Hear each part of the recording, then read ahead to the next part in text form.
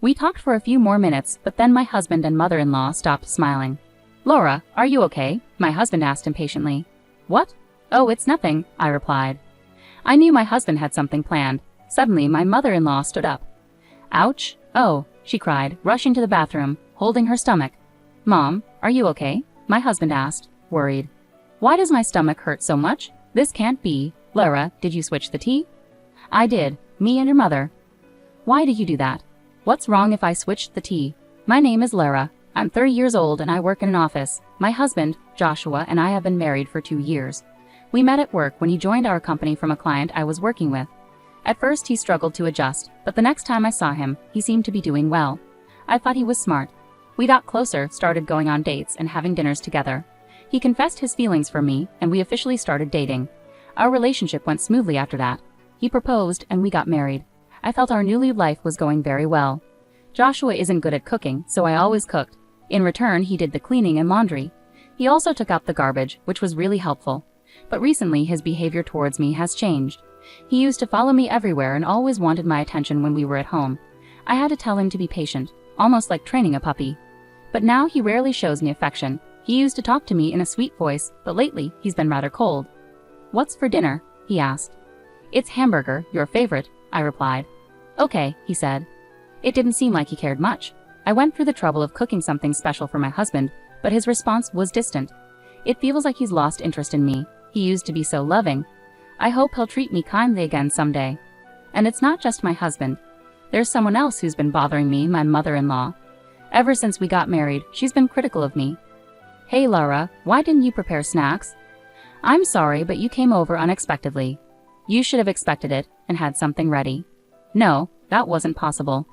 Until recently, my husband always supported me and stood up to my mother-in-law, but now he's started siding with her and criticizing me. I don't think Laura is considerate at all. "A wife should always be ready when my mother visits," he said, agreeing with my mother-in-law. "You never know, I might leave you if you keep this up," he threatened, talking about divorce. It hurts because he wasn't like this before. I feel a mix of sadness and a desire to trust him still. Then something unbelievable happened one weekend. My mother-in-law unexpectedly came over to our house. For some reason, she brought tea and sweets that day. The tea looked expensive, and she seemed cheerful as she spoke to me. "I went out of my way to get the best tea I could find today. Let's enjoy it together." I don't understand why she's suddenly so nice to me. It feels like there's some hidden reason behind it. My husband even said, "Thanks, Mom. I'll make the tea today." Lately, he's been urging me, "Hurry up and set the table. My mom is waiting." I felt uneasy about his sudden kindness. Then my husband brought me a cup of tea with a smirk on his face. "Wow, it smells amazing," my mother-in-law exclaimed, leaning in to sniff the tea. I was suspicious and leaned in to smell it too. It smelled like regular tea, but there was something off, like there were bubbles floating in it.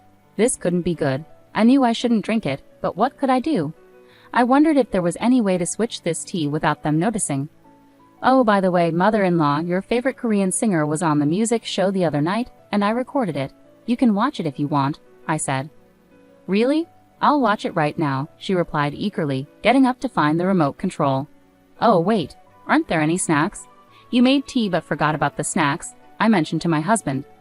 My husband can be a bit touchy, so he easily gets defensive. I was just about to do that. "Give me a moment," he responded, going to fetch the plates and snacks. While they were distracted, I quickly swapped my tea with my mother-in-law's, just as they returned to the table. "Shall we have some tea?" I suggested. "It's quite a nice cup of tea, isn't it?" My mother-in-law and husband started drinking their tea and watched me closely as I took a sip of mine. "This tastes different than usual," I remarked. Both my husband and mother-in-law had smiles on their faces. "Yes, I know, I made sure of it," my husband said. "Yeah, it's delicious," added my mother-in-law. They chuckled at my comment about how good it was. "Yes, it's very good," I said, finishing all the tea. My husband and mother-in-law still had smiles on their faces. We chatted a bit more, but their smiles eventually faded. "Laura, are you feeling okay?" "What?" I responded. "No, it's nothing," my husband said impatiently, clearly up to something. Then suddenly my mother-in-law stood up. "Ouch! Oh." She hurried into the bathroom, clutching her stomach. "Mom, what's the matter?"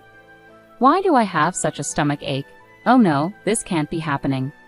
"Hey Laura, did you switch the tea?" my husband asked urgently. "I swapped mine with your mother's. I admitted. What? Why would you do that? What's wrong with swapping? Does that mean there was something wrong with the first tea you gave me? No, it's just that. Tell me the truth, or you won't be able to handle the consequences, and your mother will be in danger, I insisted. Reluctantly, he admitted, I actually put a large amount of powdered laxative in your tea. Wow, no wonder she got a stomachache. Large doses of that stuff can be really dangerous.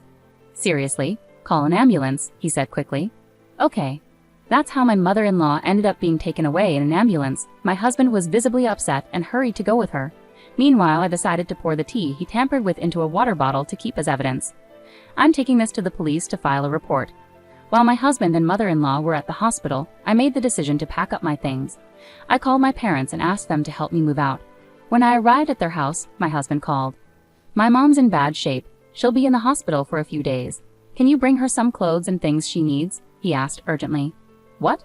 No, I can't do that, I replied firmly. You have to. She's in trouble, and you're my wife. Please, he insisted. I can't do this anymore. I'm filing for divorce, I said decisively. Divorce? I exclaimed. When I mentioned the word, there was a moment of silence from my husband. I understand. If that's what you want, then fine. But since you're the one asking for divorce, you don't get any share of our property, he replied coldly. What are you saying? You're the reason for this divorce, so I deserve my fair share, I retorted. Don't be absurd. I'm not giving you anything. This divorce is your decision, not mine, he argued. I'm appalled. You're the one who tried to make me drink that tea with laxatives. How can you deny your responsibility? Besides, I have strong evidence against you, so you will face consequences, I said firmly. But before I could elaborate, he hung up on me. I realized I had a lot to do, like finding a lawyer, so I let it go for the moment. Later, my husband asked me why my belongings were missing from the house. He blamed me for the house being in disarray because I wasn't doing my chores. I received many unreasonable and selfish messages. No, you're the one who wants a divorce, right? You understand that once we're divorced, you'll have to take care of the house by yourself. There were so many things I wanted to clarify with my husband, but I didn't respond until after I had arranged for a lawyer. Once my mother-in-law was discharged from the hospital, my husband and in-laws visited my parents' house, clearly upset. Divorce isn't the solution, but I'll go along with it. You didn't even bother to visit my mom in the hospital after what happened. You just left our house with your stuff. How can I stay married to someone like you? My husband said arrogantly. My mother-in-law glared at me, and it seemed they had only told their side of the story. My father-in-law believed them. Laura, I think you're being selfish, he remarked. My father-in-law is the only reasonable person in my husband's family. I knew he would see things differently if he knew the whole truth. I took out my phone and played an audio recording. I had actually put a lot of powdered laxatives in Lara's tea. The audio was strong evidence. When they heard it, my husband and mother-in-law turned pale. How did you get that recording? My husband had implicated himself. Father, I felt threatened. I quickly swapped my mother-in-law's tea with mine. Suddenly, she complained of a stomachache. She had always treated me badly, and my husband used to defend me against her. But recently, they started teaming up against me, and now he had gone too far. After hearing my side, my father-in-law's expression turned furious as he stared at my husband and mother-in-law. Joshua, what's going on here? Is it true that you've been mistreating her too? He demanded. My husband and mother-in-law were visibly embarrassed under my father-in-law's scrutiny. No, Dad, wait, it was just a joke. Lara got upset stomach from the laxatives I put in her tea. It was meant to be a harmless prank, Joshua tried to explain. I would never mistreat her either. It was all in good fun. You can't call that bullying, my mother-in-law chimed in, attempting to justify herself. I don't think that was just a joke. You can't keep getting away with this. Is this why Joshua has been treating me so terribly? I challenged, my voice steady with resolve. I placed an envelope on the table and revealed its contents. Photographic evidence of my husband's affair that I obtained from a detective agency. My husband's face drained of color. Why? Did you think I was oblivious? Your distant behavior raised suspicions, so I hired a detective agency. I never wanted to believe you were cheating. Maybe you just wanted to push me to divorce you. It was clear I had struck a nerve as my husband broke into a cold sweat. I confronted him with divorce papers, ready to end it all. No matter how clueless you are, facing divorce papers in this situation should make it clear you're in trouble, right? I'll be entitled to alimony and a fair share of our property. Plus, I'm reporting you for assault for putting laxatives in my tea, I asserted firmly. The police? Wait, don't you feel sorry for Joshua? My mother-in-law pleaded. What? Are you serious? It's not just my husband. You too, mother-in-law, are involved. He was working with you, I retorted. Wait a minute. Why should I be blamed? It was Joshua who put the laxatives, my mother-in-law protested. Mom, you came up with this plan. Don't try to pin it all on me, my husband interjected. What? You asked me to help you because you were looking for a new wife, I exclaimed, shocked by my husband's revelation. My husband and mother-in-law began arguing, each refusing to admit their wrongdoing. Finally, my father-in-law had enough and intervened sharply. Enough. Both of you are responsible for this. Stop arguing and face the consequences together. Don't complain when the police come for you. Joshua, you need to take responsibility for your affair. Pay Lara the alimony she deserves and give her your share of the property. My husband and mother-in-law were visibly shaken by my father-in-law's stern words. I was relieved he intervened, as my own father was on the verge of losing his temper too.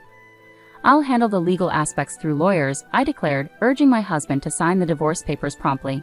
After much reluctance, my husband finally signed the divorce papers under pressure from my father-in-law. I apologize sincerely for the trouble caused by my foolish son and my wife. I'm truly sorry, my father-in-law said to us, then escorted my husband and mother-in-law home. Following that, I pursued alimony claims against my ex-husband and his affair partner through my lawyer. I received $30,000 from each of them. Subsequently, I filed a police report against my ex-husband and ex-mother-in-law for assault.